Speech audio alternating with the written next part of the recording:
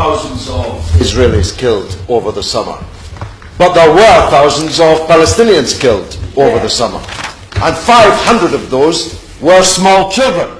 I dare say a little older than the Honourable Member's grandson, on which I congratulate him, but in many cases not much older. There's an air of unreality about this debate. So far I had thought that Parliament in this regard was catching up with public opinion. But the speech that we've just heard and the interventions earlier seem to indicate otherwise. The Minister is on record as saying Israel lives in a tough neighbourhood. The problem is that Israel is living on top of somebody else's neighbourhood.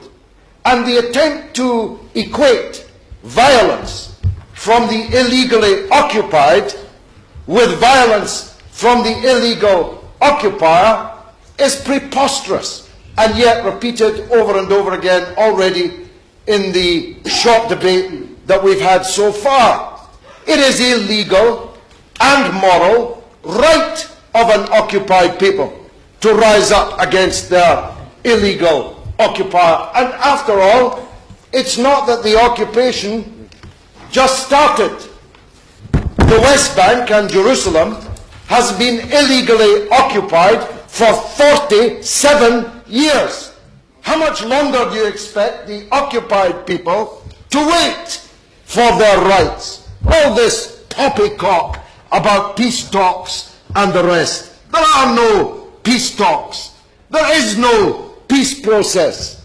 And contrary to what the Honourable Gentleman just said, there are not two countries involved in this. There's only one country which is occupying the land of another.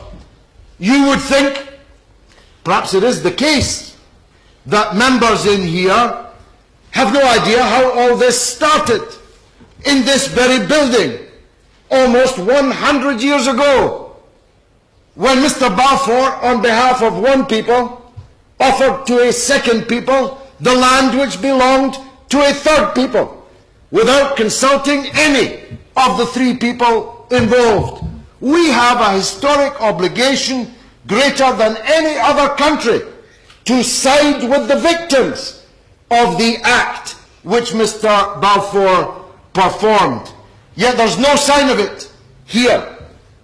Parliament did recently take a decisive and important decision, but the government has not caught up with it.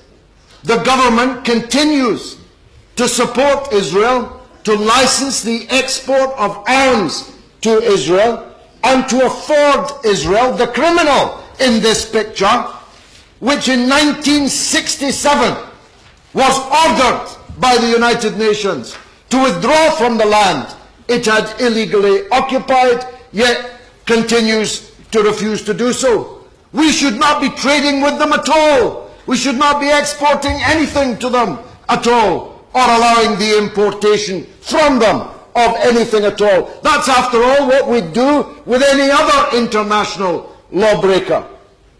I have very few seconds left. They don't like it up them, Mr. Pritchard. Well, some of them do. Some of them do. The 15 seconds I have left, I can only say this. I will give way. Right, Morris.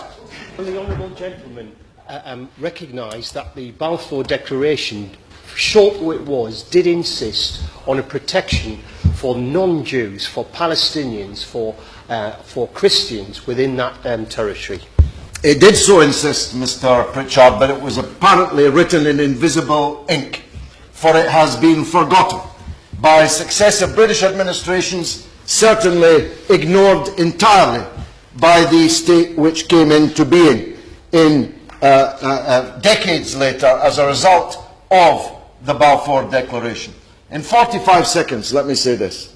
If honourable members think that Gaza has been an erupting sore of enormous international strategic importance, and indeed it has, then they better start thinking about Jerusalem.